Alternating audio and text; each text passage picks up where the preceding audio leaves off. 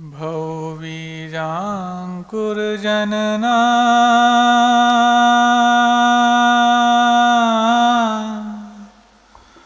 भौवीजाङ्कुरजनना रागाद्या क्षयमुपागता यस्य ब्रह्मा वा विष्णुर्वा हरो जिनो वा नमस्तस्मै। जो विद्यादिसागर सुधी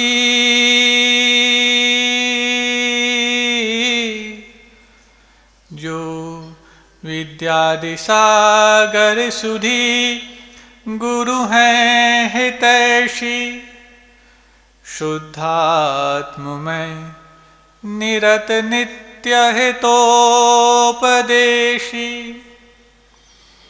वे पाप ग्रीष्म ऋतु में जल हैं सयाने पूजूं उन्हें सतत केवल ज्ञान पाने पूजूं उन्हें सतत केवल ज्ञान पाने। बोलिए देवादिदेव 1000 श्री मुनि सुव्रतनाथ भगवान की, परम पूज्य आचार्य परमेश्वरी गुरुदेव श्री विद्यासागर जी महामुनिराज की, 3 कम 9 करोड़ मुनिराजों की जय। बोलो परम पूज्य मुनि श्री 108 सौम्य सागर जी महाराज की, समस्त मुनि संघ की। बड़ी बड़ी मुश्किलों को भी जो कर दे आसान,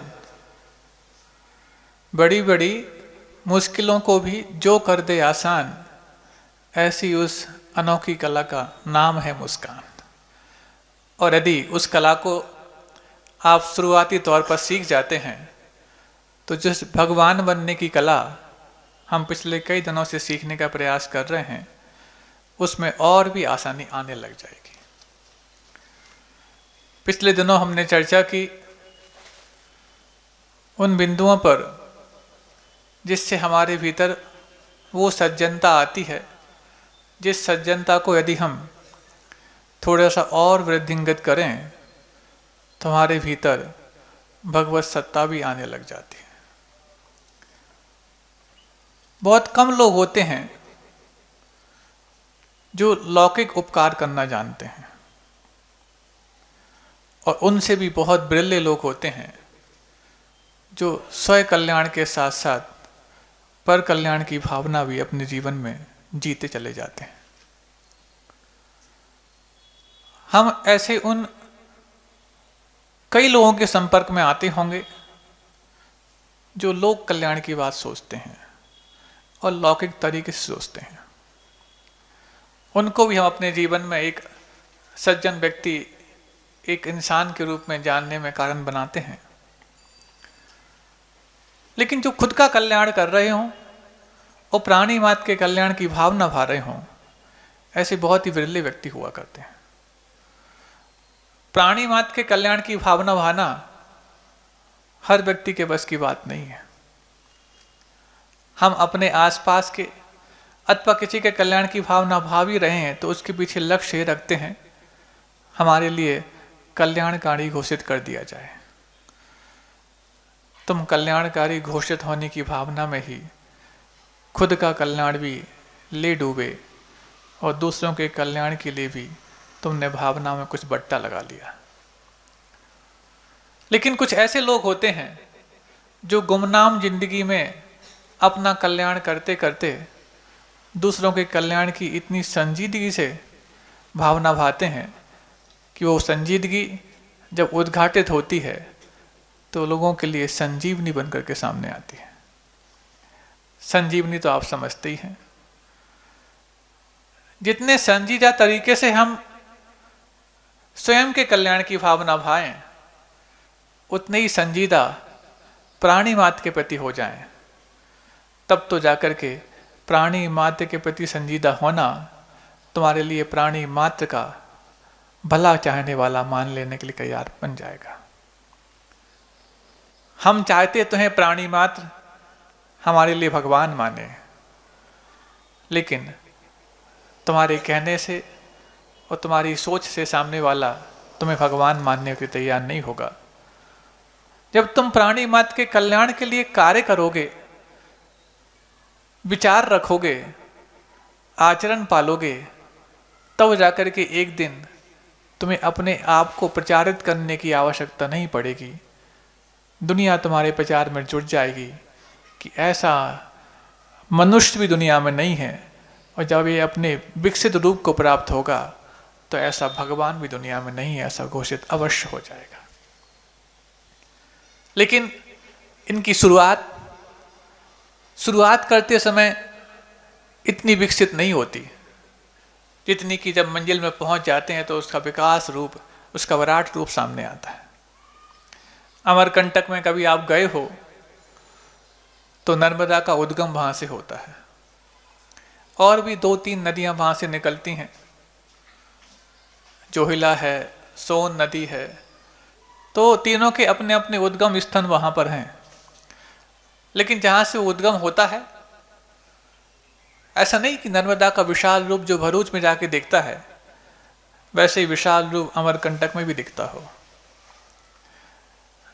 जो नर्मदा कुंड है उसमें तो पता भी नहीं लगता कि धारा कहाँ से निकल रही है, बह के कहाँ जा रही है, लेकिन वो कुंड भरा रहता है।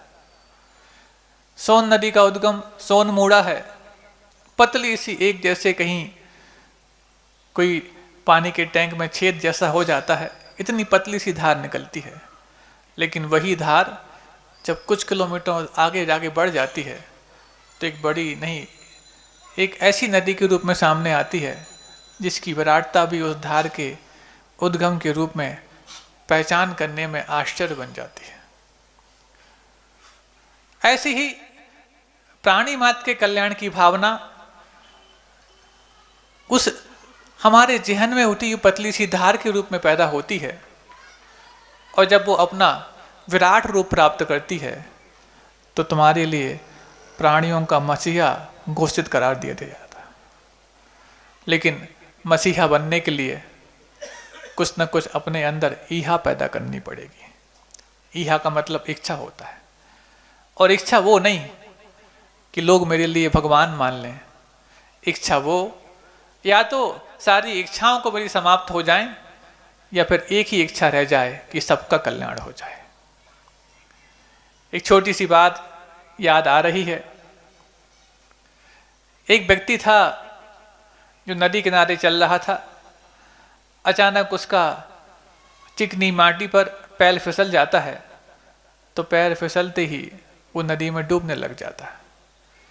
एक सज्जन व्यक्ति वहां पर आया और आकर के देखता है कि शायद इसको तैरना नहीं आता है और घबरा रहा है, और नदी का बहाव वैसे ही तेज है कहीं इसकी जान ना चली जाए। तो उसको खुद को तैरना तो आता था, और वो बिना अपने वस्त्रों की चिंता किए हुए, बिना अपने उन सामान जो उसके साथ में लेकर चल रहा था उसको कोई लिए तो नहीं जाएगा ऐसी चिंता किए बगैर वो तुरंत उसमें डुबकी लगा जाता है, और उस व्यक्ति को उसकी सांस रुकने के पहले बचा करके वापस किनारे पर ले आता है। अब वो व्यक्ति बहुत उसके प्रति कृतज्ञ हो गया, उसके उपकार को अपने जीवन में स्वीकार करने के लिए विनम्र बन गया और कहता है, आपका उपकार मैं कभी नहीं भूलूंगा। तो वो जो व्यक्ति कहता है, तुम मेरा उपकार भूलो या ना भूलो, लेकिन एक चीज हमेशा याद रखना, तुम्हारी जान बचाने लायक थी इसलिए मैंने बचाई है। इतने से सेंटेंस में उसने सारा का सारा जीवन भर का सार दे दिया कि तुम्हारी जान बचाने लायक थी। अब तुम्हें सोचना है बचाने लायक क्यों थी, क्योंकि तुम तो अनंत काल से अपनी जान को यूं ही खोते आए हो। कभी तुमने ये नहीं पहचाना कि तुम्हारी जान बचाने लायक थी कि खोने लायक थी। लेकिन इस बार यदि तुम्हें मेरा उपकार याद आए तो वो मेरे उपकार को बाद में याद करना, पहले ये याद करना कि तुम्हारी जान बचाने लायक थी। और इतना तुम यदि सीख गए तो तुम्हारे जीवन में उस जान की कीमत वहां की अन्य गुणों की कीमत से बराबर होनी चाहिए, अथवा उन गुणों की कीमत को तुम्हें ज़्यादा कीमती मान करके अपनी जान को भी न्यौछावर कर देना चाहिए। यदि ये सोच आ गई तो समझना तुम मेरे प्रति सही उपकार और उपकारी बना मानने के लिए तैयार हुए हो। ऐसी एक और इस नदी के दृष्टांत से एक समुद्र का दृष्टांत मुझे याद आ रहा है। और समुद्र के किनारे कहीं आप देखे हो, मुंबई गए हो, जो बड़ी बड़ी लहरें आती हैं तो लहरों के साथ समुद्र में रहने वाले जलीय जंतु भी किनारे तक आ जाते हैं। और यदि वो जलीय जंतु वापस उस पानी के साथ लौट नहीं पाए तो किनारे पर ही छूट जाते हैं। तो एक व्यक्ति था जो समुद्र के किनारे कुछ घूम रहा था। अचानक एक बड़ी लहर आई और कई सारी स्टार फिश, समझते हो स्टार फिश, तारों की जैसी वो मछलियां होती हैं, कई सारी स्टार फिश उस पानी के बहाव के साथ किनारे पर आ गईं। आ तो गईं लेकिन पानी का लहर तो वापस लौट जाती है, लेकिन वो मछलियां वहां छूट जाती हैं। तो क्या करता वो, एक एक मछली को एक एक हाथ में पकड़ करके वापस उस पानी में छोड़ने जाता। जब तक छोड़ने जाता तब तक एक दूसरी लहर फिर आ जाती, 2 को छोड़ने जाता, 50 फिर यहां पर लौट आती। ऐसा करते करते काफी देर निकल गई उसके लिए। अब वहां पर जो गुमटियों में कुछ दुकान लगाए बैठे होते हैं समुद्र के किनारे, कभी आप गए हो चौपाटी पर या कहीं और भी तो आपको याद आएगा, क्योंकि वहां पर तो पर्यटन सिर्फ इसी रूप में होता है, कुछ घूमने के लिए आते हैं तो कुछ और कुछ दूसरा करने के लिए आते हैं। तो वो बैठे बैठे देख रहा था कि ये कैसा मूर्ख व्यक्ति है, अपने हाथ में 2 मछलियां लेकर के वहां 100 मीटर दूर तक अंदर जाता है, जब तक लौट के नहीं आ पाता तब तक एक लहर इसके पहले आ जाती है और 50 को छोड़ जाती है। फिर 2 को उठा के जाता है, फिर 50 लौट आती है। तो उससे कहता, भाई सुनो, ये यहाँ पर रोज का माजरा है, तुम कब तक छोड़ने जाओगे और तुम्हें ऐसा करने से क्या फर्क पड़ जाएगा? क्या फर्क पड़ जाएगा कि तुम 2 मछलियों को पानी में छोड़ करके वापस आ जाओ और वापस से कई मछलियां लौट करके यहां पर आ जाएं। तो वो जो जवाब देता है सुनने लायक है कि मैं मानता हूं कि मैं सिर्फ 2 मछलियों को छोड़ करके आता हूं, इससे कोई फर्क पड़ने वाला नहीं, लेकिन मैं जिसको छोड़ करके आता हूं उसको फर्क अवश्य पड़ जाता है। मैं उन 2 के प्रति क्या कर पाया मुझे नहीं मालूम, लेकिन उन 2 को मेरे करने से क्या मिला ये वो तो जानते हैं। ऐसे ही हमारे जीवन में हम परोपकार की भावना यदि भाते हैं तो कई अन्य लोग हमें कहते हुए मिल जाएंगे, अरे तुम 2-4 लोगों को भूखे को भोजन खिला भी दोगे तो क्या फर्क पड़ जाएगा, तुम यदि किसी राहगीर को रास्ता पार करा भी दोगे तो क्या फर्क पड़ जाएगा। डेली कई लोगों के एक्सीडेंट होते हैं और डेली कई लोग भूख से मरते हैं, और तुम जैसे ऐसे परोपकारी यदि यहाँ पे आ भी जाएं तो पूरे भारत को, दुनिया को संभालने वाले नहीं बन पाएंगे। लेकिन उन लोगों के लिए ये जो 2 दृष्टांत हैं, ये 2 दृष्टांत जवाब के लिए पर्याप्त हैं। यदि आपको लगता है कि आप यदि शुरुआत किए हैं उस परोपकार की, उस जन कल्याण की, उस लोक कल्याण की, तो इस कल्याण में किनका क्या भला होगा हमें नहीं मालूम, लेकिन कल्याण करने वाले आज भी मौजूद हैं। ऐसे लोगों के मन में एक अलग तो जगती रहेगी तब तक जब तक कि लोग कल्याण करने लायक अपने आप की भावना तैयार कर पाते हैं। ऐसे चंद लोगों के प्रयास और पुरुषार्थ के कारण ही आज जन कल्याण की भावना जीवित है। नहीं है तो वैसे ही पंचम काल है, अवसर्पणी काल है, उसमें भी हुंडा है। हुंडा का मतलब ही होता है विकृतियां जहां ज्यादा पैदी हैं, बुराइयां जहां ज्यादा पनपती हैं, ऐसे उस अवसर्पणी काल जिसका नाम हिरास के रूप में होता है, उसमें भी यदि हुंडा और जुड़ गया हो तो ऐसे में कौन लोग मिलते हैं जो खुद का भी भला करना चाहते हों, और कौन मिलते हैं जो दूसरों का भी भला के लिए अपने जीवन में कुछ समय दे पाते हों। लेकिन सज्जन ऐसे ही होते हैं जिनके लिए परोपकार ही सबसे बड़ा धन है। हम जिनके पास जड़ धन है उनको सज्जन मान लेते हैं, उनको जेंटलमैन कह देते हैं, लेकिन जिनके जीवन में परोपकार का धन है आचार्यों ने उनको सज्जन कहा है। परोपकार का मतलब ये नहीं कि हम परिवार पर उपकार करने लग जाएं। परोपकार का मतलब ये नहीं कि हम अपने प्रिय व्यक्ति पर उपकार करने लग जाएं। परोपकार का मतलब ये नहीं कि हम अपने पड़ोसी, अपने आसपास जो भी हमारे लिए जिनसे कुछ बनता है अथवा नहीं भी बनता है, तो जो हमारे कुछ करने पर हमारे लिए कुछ बनाने वाले ऐसा सिद्ध कर जाएंगे, उन पर उपकार करने लग जाएं। इन सब का नाम परोपकार है ही नहीं। जब ये भेद समाप्त हो जाए कि कौन पड़ोसी है, कौन अपना है, कौन वैरी है, कौन सहोदर है, कौन अमीर है, कौन गरीब है, जब ये सारे भेद समाप्त हो जाएं और अभेद भाव से हम अपने जीवन में प्राणी मात्र के कल्याण की भावना ले आएं, इसका नाम परोपकार है। और ये परोपकार जिनके जीवन में धन के रूप में सुरक्षा को प्राप्त होता है, ऐसी ही धन की सुरक्षा धर्म की सुरक्षा के लिए कारण बनती है। और ये धर्म की सुरक्षा करने वाले ही दुनिया में भगवान के रूप में जाने लग जाते हैं। बहुत आसान भी है भगवान बनना, तो बहुत कठिन भी है भगवान बनना, क्योंकि भगवान जानने की चीज कम, मानने की चीज ज्यादा होती है। आप कितना जानोगे भगवान को, उनके बारे में तुम्हारी जहां तक सोच पहुंचेगी, वहां से कई किलोमीटरों दूर उनकी सोच प्रारंभ होगी। हमारी कल्पना और उनकी कल्पना के बीच में कहीं कोई तुलना ही नहीं है, तो हम उनको जान कितना पाएंगे। लेकिन यदि मानने की शुरुआत की जाए तो पहले ही प्रयास में हम उनको पूरा मान जाएंगे, क्योंकि मानने के रूप में हमारे पास पूरी सामर्थ्य है और जानने के रूप में सामर्थ्य है तो, लेकिन प्रकट करने में भी पुरुषार्थ बहुत बाकी है। लेकिन तुम शुरुआत यदि उस जानने की करना चाहते हो तो मानने से करो, और तुम्हारी ये मानना और तुम्हारी ये मान्यता स्थायी होती चली गई तो एक दिन तुम भी स्थायी रूप से भगवान करार दे दिए जाओगे। एक छोटी सी घटना उस समय की है जिस समय आचार्य शांति सागर जी महाराज अथवा उनके समकालीन आचार्य महाराज हुआ करते थे।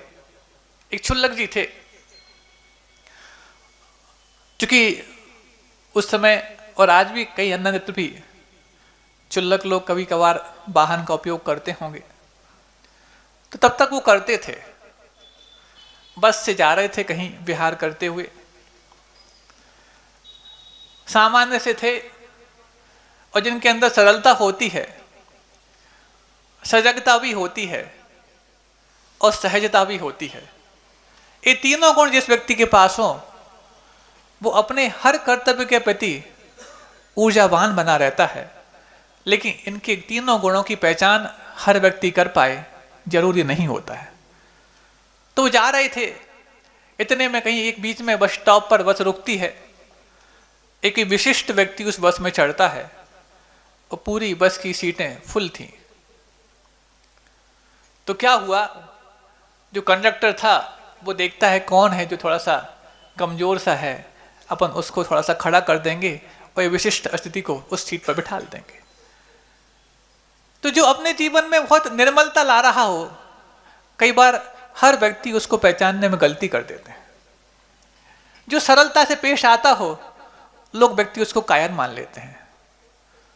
और शालीनता को कायरता कहना, ये हर उस लौकिक उपकार करने की मनद उपस्थिति होती है जिसको शायद प्राणी मात्र का कल्याण अभी दूर दूर तक दिखाई नहीं दिया है।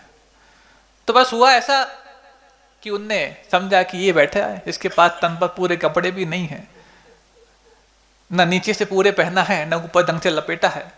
हाँ, यही है जिसके पास शायद कुछ नहीं है। इसी से बोल देते हैं, हाँ आप उठो बाबा जी, इनको बैठना है।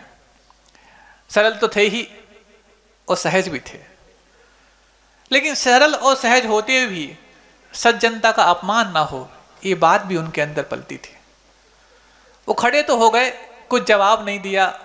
उनकी जगह पर उन विशिष्ट व्यक्ति को बिठाल दिया गया और बस जैसी अगले स्टॉप पर बस रुकती है, वो उतर जाते हैं और वहीं पंच नमस्कार मंत्र को याद करके और हमेशा के लिए संकल्प लेते हैं कि जहाँ पर पराधीनता हमारी सज्जनता को लजाए, ऐसे स्थान पर मुझे न कभी जाना है, न कभी यात्रा करनी है।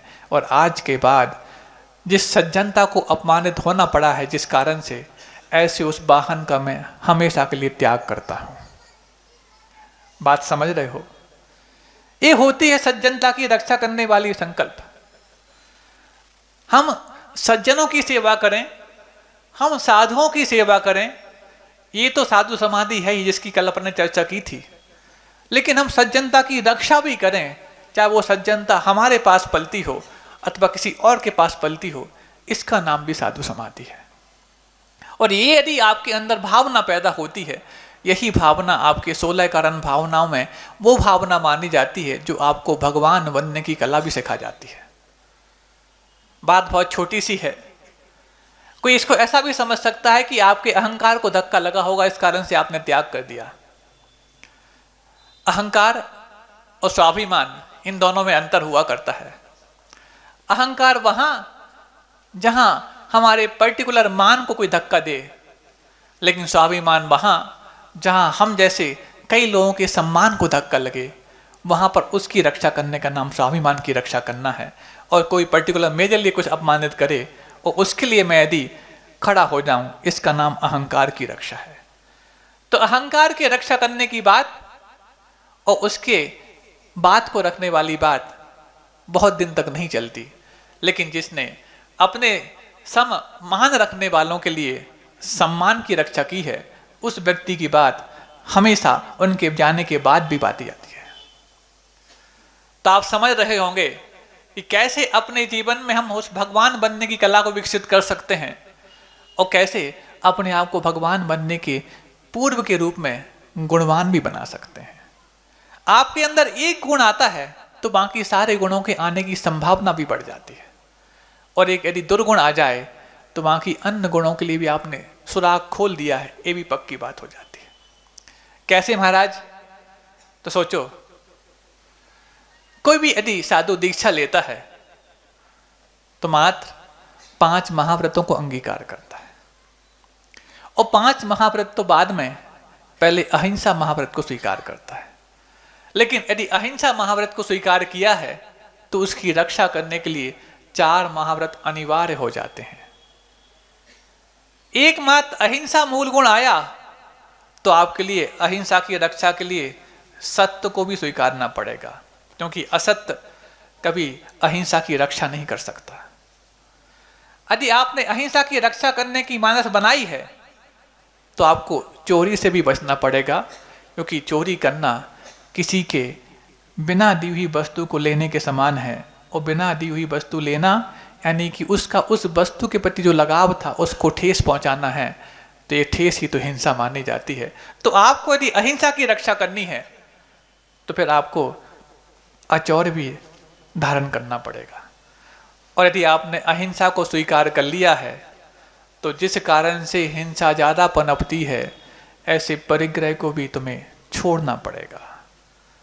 और यदि ये कर लिया है तो जहाँ पर अनैतिकता, जहाँ पर व्यभिचार, जहाँ पर और व्यसन पलकते हैं, ऐसे उस अब्रह्म को भी त्याग करना पड़ेगा, तब जाकर के तुम्हारे अंदर अहिंसा की वाकई में रक्षा हो पाती है।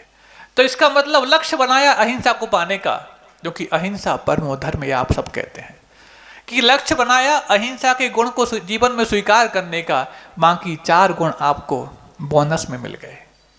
आप सोचेंगे महाराज 4 गुण तो पालना पड़े कि अहिंसा को पाला, 4 अपने आप आ गए। और इन 5 महाव्रतों को स्वीकार कर तो लिया, लेकिन 5 महाव्रतों की सुरक्षा के लिए भी कुछ ना कुछ बाड़ी लगानी पड़ती है, कि आपके लिए फिर अहिंसा के लिए यदि आप कहीं चल रहे हैं तो 4 हाथ देख के भी चलना पड़ेगा। भोजन कर रहे हैं, आहार कर रहे हैं, तो उसके लिए आपको ऐष्णा का भी दोष ना लग जाए। आपके लिए भोजन संबंधी जो और दोष होते हैं वो हमारे जीवन में ना लग जाएं, और जिससे हमारी अहिंसा को धक्का लग सकता है, तो आपको ऐष्णा समिति भी पालन करनी पड़ेगी। कोई चीज उठा रहे हैं, रख रहे हैं, तो इसलिए आपको आदान निक्षेपण समिति का भी पालन करना पड़ेगा, क्योंकि उसमें भी आपकी हिंसा हो सकती है।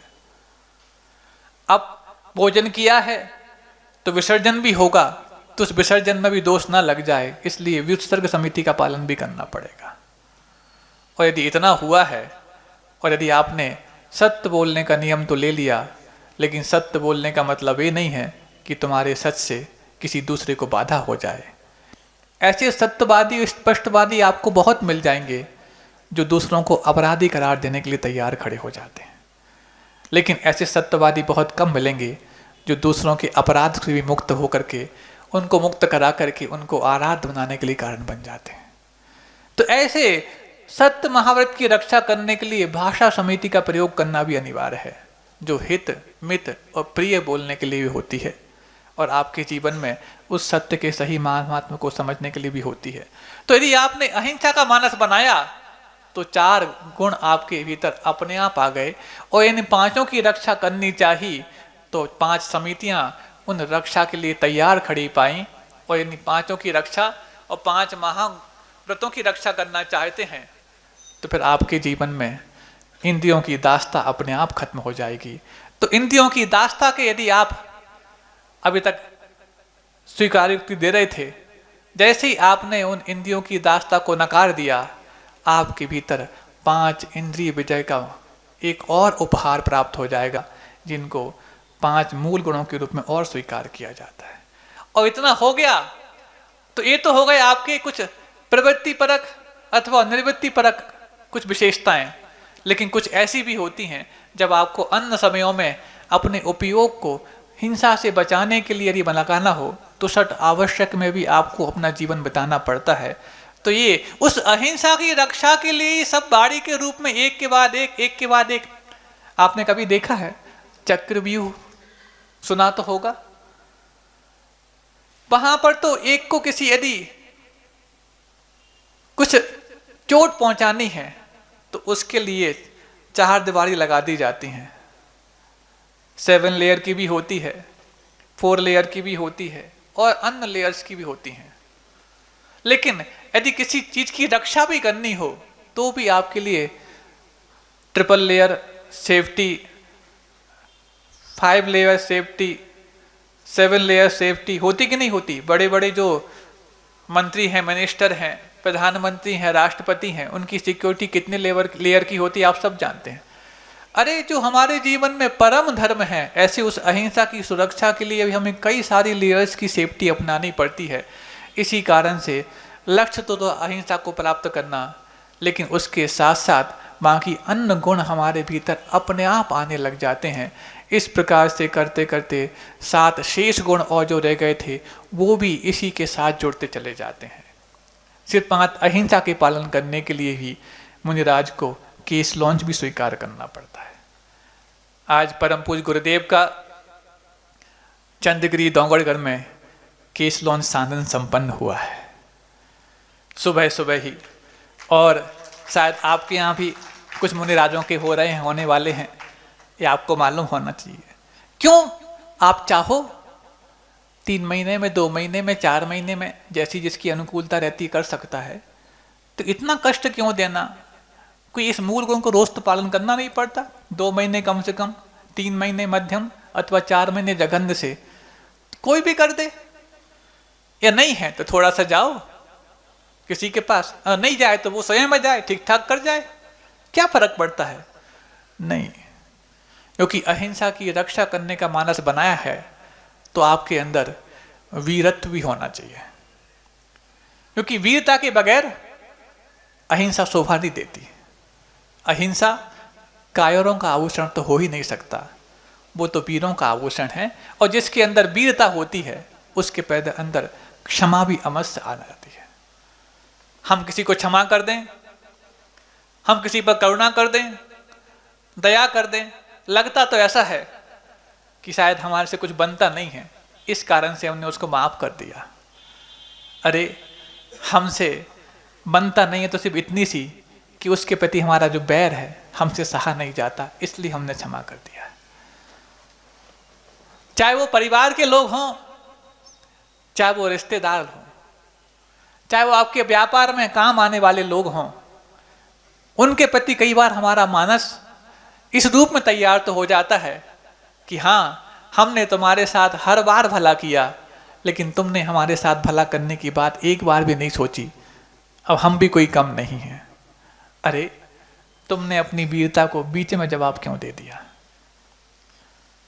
तुम्हारी वीरता सिर्फ इतनी सी थी या ये सापेक्ष थी कि सामने वाला करेगा तो हम कर पाएंगे? इसका मतलब तुमने अपनी वीरता को सामने वाले की कंधों पर उठा के रखा था। तो जो तुम्हें उठा के रखे मजबूत तो वो हुआ, तुम मजबूत कैसे हो पाए? तुम सामने वाले के कंधों पर सवार हो ना करके अपनी क्षमा को, अपनी दया को, अपनी करुणा को यदि बचा के रखते, तब तुम स्वावलंबी वीर माने जाते। अभी तो तुम पराधीनता के रूप में वीर माने गए हो। लेकिन अक्सर होता ऐसा ही है, हम अपनी क्षमा को भी दूसरा यदि क्षमा करता है तो कर देंगे। कुछ ऐसे अपने ही बनाए हुए कुछ ऐसे संकल्प ले लेते हम कि हमने कह दिया था तुम यदि ऐसा करोगे तो ऐसा नहीं। अरे वो तात्कालिक उस परिस्थिति में कुछ हमने बात कह दी थी, उससे वो परिस्थिति निकल गई, तो हमारी उस परिस्थिति के निकलने के बाद मनस्थिति भी निकल जानी चाहिए।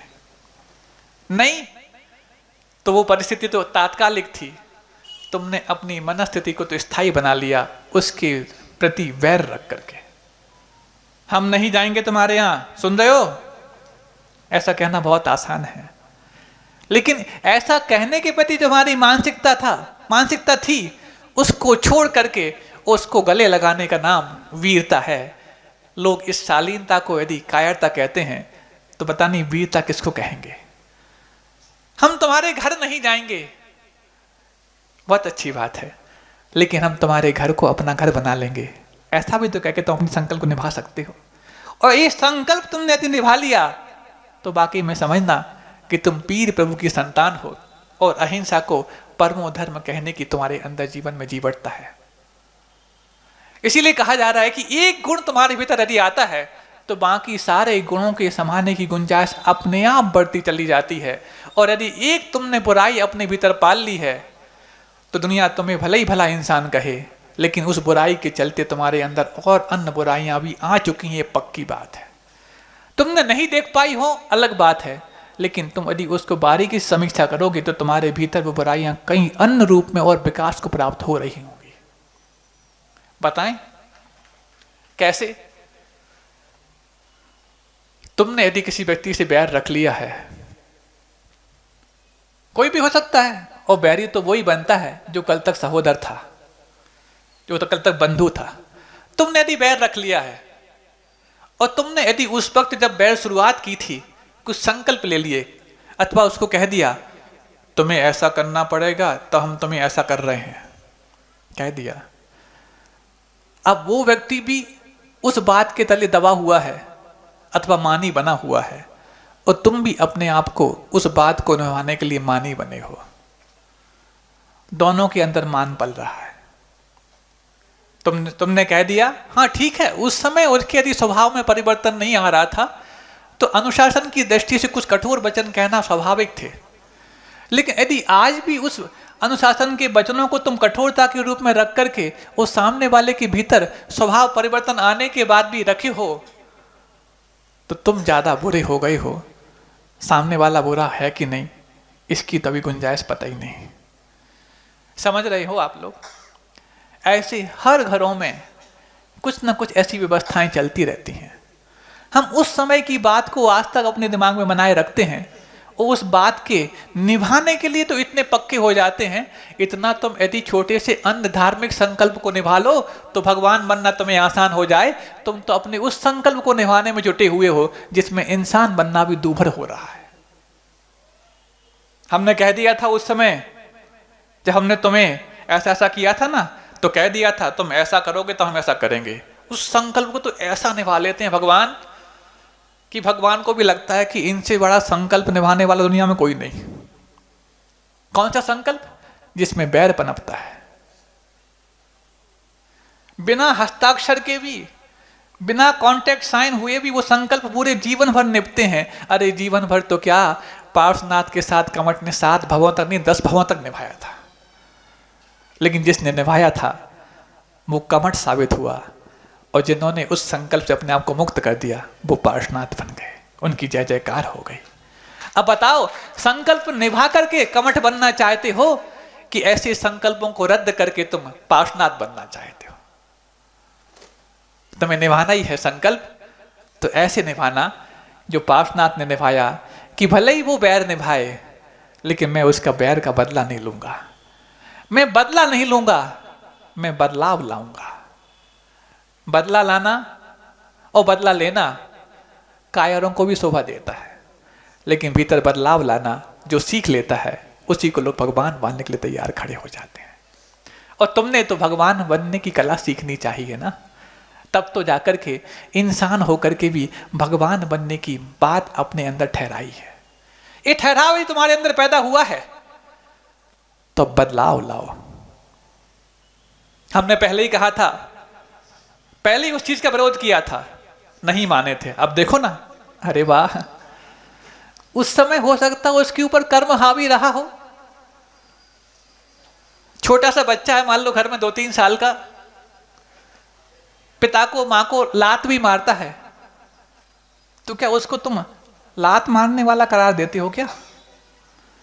अरे वो लात भी मारता है तो कहते अरे देखो कितना चंचल है, हमारे पेट पर लात मार रहा है, तो ये नहीं कहते कि पेट पर लात मारता है, कितना चंचल है, उस जैसा बुद्धू नहीं है, डब्बू नहीं है कि चुपचाप बैठा ही रहता है, बुष्ट जैसा। क्या बोलते हैं? चंचलता बोलते हैं, क्रियाशील बोलते हैं उसको। और जब वो बड़ा हो जाता है और वही लात बाई चांस धोखे से तुम्हारे पेट पर लग जाती है, तो क्या देते हो? कितना अभिमानी हो गया है। हाँ, गृहस्थी बसा दी तेरी, तब जाकर के पता नहीं किसने तेरे ऊपर कुछ कर दिया है, तो पेट पे लात मारता है। वाह, वही तो बेटा था जो 3 साल का था, वही बेटा अब 30 साल का हो गया। पहले की लात तुम्हें बहुत सुहाती थी और आज धोखे से लग गई तो तुम्हें कच उठती है। ये भेदभाव किसने किया? हाँ, हो सकता है उस पर कोई व्यक्ति पर किसी कर्म का आवेग आया हो, तो उस समय तो कर्म का आवेग नहीं भी था तो भी तुमने क्लीन चिट दे दी थी। आज तो कर्म के आवेग में तुमसे धोखे में लात लग गई है, तुम उस कर्म को मान करके कि इस पर कर्म का आवेग है, क्लीन चिट दे सकते हो। बुखार आ जाए, बहुत तेज आ जाए, मौसम चल ही रहा है, कल से तो बदल गया है ना। कुछ लोग बोले थे, बोले महाराज सूखा सूखा है हर जगह, खेत भी सूखे पड़े हैं और बाजार भी सूखे पड़े हैं। हमने कहा सुनते हैं जब पानी बहुत बरसता है तो मंदी छा जाती है। नहीं महाराज, पानी जब बरसता है तो लोग छाता लेकर के भी दुकान पे पहुंच जाते हैं, लेकिन जब पानी रुक जाता है तो लोग सूखे में भी आना पसंद नहीं करते। तो ऐसे ही मान लो किसी व्यक्ति पर बुखार हावी हो गया, होता कि नहीं होता, और यदि वो कुछ ना कुछ बक रहा है, अपशब्द कह रहा है, डॉक्टर हो चाहे परिवार का व्यक्ति हो, उस सारे मिलकर के उसके अपशब्दों को बिल्कुल अरे कोई बात नहीं, माथा तप रहा है, ऐसे में बोलना स्वाभाविक हो जाता है। तो उस समय उसके अपशब्दों को भी स्वीकार कर लेते हो क्योंकि माथा तप रहा है, ये इसका दोष नहीं, बुखार का दोष है। ऐसी उस वक्त भी तो तुम उसको माफ कर सकते हो, ये इसका दोष नहीं, इसके कर्म का दोष है। जब इसका कर्म का बुखार ढीला पड़ जाएगा, यही व्यक्ति कल आपके चरणों में झुक करके माफी मांगने आ जाएगा। लेकिन हम माफी मांग भी लेता है तो याद करते उन शब्दों को, तुमने हमारे बारे में ऐसा कहा था, तुमने हमारे बारे में दुनिया में ऐसा ऐसा फैलाया था। अरे लोग तो हमारी कीमत किस रूप में करते हैं, और तुम हमारे घर के होकर के भी हमारे बारे में ऐसा कह के आए थे। तुम तो हमारी समाज के होकर के भी हमारे बारे में दुनिया को ऐसा कहा था और गैरों से कहा था। बताओ, उसका बुखार तो ठीक हो गया, तुम्हारा बुखार तो आज तक चढ़ा हुआ है। अरे वायरल की और मलेरिया की फिर भी एक लिमिट होती है, लेकिन तुम्हारे बुखार की लिमिट कब तक चलेगी भगवान जाने। भगवान जानता सब कुछ है, दुनिया का हर व्यक्ति जानता है कि भगवान सब कुछ जानता है, लेकिन हर व्यक्ति काम ऐसे करता है जैसे वो कुछ नहीं जानता है। तुम सबको विश्वास है कि भगवान सब जानता है, लेकिन काम ऐसे करते हो कि वो सब कुछ जानता है।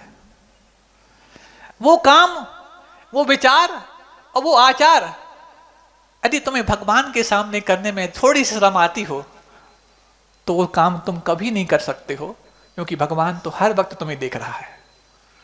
लेकिन उस वक्त हम अपनी आंखें बंद करके, जैसे वो बिल्ली होती है ना, जब किसी के किचन में घुस करके वो दूध पीती है तो आंख बंद कर लेती है। वो क्या समझती है कि आंख बंद कर लूंगी मैं तो कोई मुझे देखेगा नहीं।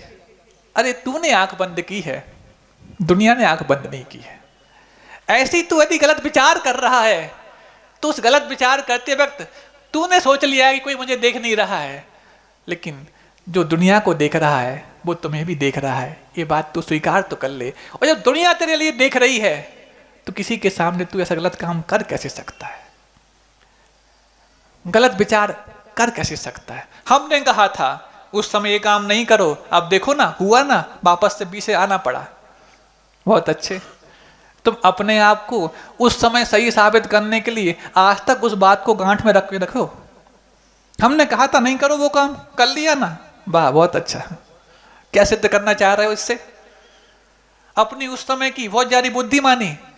अरे मान लिया तुम उस समय बुद्धिमान थे, लेकिन आज तक उस बात को अपने दिमाग में रख करके बुद्धू सिद्ध कर रहे हो कि आज तक हम उसको हम निभा रहे हैं। ऐसे मूर्ख मत बनना कभी जीवन में। उस समय तो तुम बुद्धिमान थे, तुम्हारी बुद्धिमत्ता किसी ने मानी नहीं, लेकिन आज तक उस बुद्धिमत्ता की दुहाई दे रहे हो तो तुम मूर्ख शिरोमणि बन गए हो। इस बात को अवश्य पहचान लेना। इस मूर्खता को छोड़ दोगे तो तुम आज फिर बुद्धिमान बन जाओगे। तुम्हें बुद्धिमान बनना है ना। क्यों बनना है बुद्धिमान? हाँ महाराज बनना तो है, लेकिन मूर्खता छोड़ी नहीं जाती। मूर्खता छोड़ी नहीं जा रही ना, तो मूर्खता को पहचानना प्रारंभ कर दो। बुद्धिमान बनना इतना कठिन नहीं है, लेकिन हम मूर्खता कहां कहां कर रहे हैं ये पहचानना कठिन है। तुम पहचान मात्र लो, तुम्हारी मूर्खता अपने आप कम होती चली जाएगी। क्योंकि कोई भी व्यक्ति अपने आप को मूर्ख बहुत दिन तक बनाना नहीं चाहता, अपने आप उसको छोड़ देगा। लेकिन हम पहचानने नहीं चाहते कि हम कहां मूर्ख हैं। हम तो साबित करने में लगे रहते हैं कि तुम कब मूर्ख बन सकते हो। वाह, दूसरों को मूर्ख साबित करने वाला मूर्ख शिरोमणि माना जाता है, और दूसरों को गुणवान साबित करने वाला संत शिरोमणि माना जाता है। अब तुम्हें क्या बनना है तुम्हें देखना। संत शिरोमणि की बात को सुनकर के तालियां बजाना बहुत आसान है, लेकिन खुद को मूर्ख शिरोमणि से निकाल पाना बहुत कठिन है। सोचो, अरे उस वक्त जब जिससे तुम्हारा कुछ भी अनबन चल रहा हो और ये पक्का लग गया कि बरसों से चल रहा है, तो बरसों की अनबन हमने अरसों में समझ पाई, और हम एक अरसा भी नहीं लगाएंगे इस अनबन को मिटाने के लिए, तो तुम उसी दिन से भगवान बनने के मार्ग पर आरूढ़ हो जाओगे। ऐसा आशीर्वाद हम उसी समय दे देंगे। तुम सुनने तो आते हो भगवान बनने की बात, पिछले 15-20 दिनों से सुनते सुनते चले आ रहे हो, लेकिन शुरुआत हो पाई क्या? शुरुआत होने के बाद भी भगवान बनने में बहुत देर लगेगी। अभी तो शुरुआत भी नहीं कर पा रहे हो। हम तो सोच रहे हैं जब तक ये भगवान बनने की कला की बात पूरी होगी, कम से कम तुम्हारे अंदर भगवान बनने की शुरुआत भी हो जाए तो इतना प्रयास सफल माना जाएगा। भगवान जब बनोगे बनोगे कोई बात नहीं, क्योंकि रास्ता मिलना बहुत कठिन है, रास्ते पे चलना तो बहुत आसान है। आज तक जीवन में हमें रास्ता मिल ही नहीं पाया। हम तो उस अंधे की भांति हो गए जिस अंधे को किसी महल में प्रवेश करना था, लेकिन जैसे ही वो दरवाजा आता तब वो अपना माथा खुजाने लग जाता और फिर सोचता कि कहीं इस पूरे महल में अंदर जाने का रास्ता ही नहीं है। मात्र गुरु आकर के वो रास्ता, वो दरवाजा जब आता है उस समय तुम अपने माथे को खुजाओ ना, माथे का उपयोग करके भीतर प्रवेश कर जाओ, इतना ही बताते हैं। बाकी सारा काम तो तुम्हें करना आता है, क्योंकि तुमसे जैसे कर्मठ जो संसार में इतनी कठिनाइयों के बाद भी आज तक बने हुए हैं, कितने बहादुर होंगे बताओ। कष्टों को झेल करके भी जो कष्टों को और झेलने की मानस बना के रखता है, उससे बड़ा बहादुर कौन? अरे जो कष्टों के घबरा करके भगवान बन जाता वो तो फिर भी कायर है। महाराज भगवान कायर है क्या आपकी दृष्टि में? तो कष्टों को झेल करके और फिर और कष्ट कैसे बढ़ जाए उसकी तरीके अपनाता रहता है, दिन रात उसी में लगा रहता है। चाहे दुकानदारी करे, चाहे मेहमानदारी करे, चाहे रिश्तेदारों की बात करे, चाहे परिवार की बात करे, हो तो वही रहा। सबको मालूम है जितनी इनकी बात करेंगे उतनी कष्ट बढ़ेंगे, तो भी क्या बात करना बंद कर दी क्या? नहीं महाराज। तो बताओ आपसे बड़े बहादुर दुनिया में कौन है? कि कष्टों से लोहा लेना तुम्हें आ गया। हमें तो भैया न लोहा रखना है न सोना रखना है, बस कष्टों से बच जाएं, भले ही लोग हमें कायर कहें, स्वीकार कर लेंगे, क्योंकि ऐसी कायरता को स्वीकार करना हमारे लिए बुद्धिमानी मानी जाती है। आपको भी ये बुद्धिमानी नसीब हो इन्हीं भावनाओं के साथ। अहिंसा परमो धर्म की, बोधि समाधि परिणाम शुद्धि, स्वात्मोपलब्धि शिव शौक्य सिद्धि, चिंतामणिम चिंतित वस्तु दाने, त्वाम वंदे मानस्य ममास्तुते।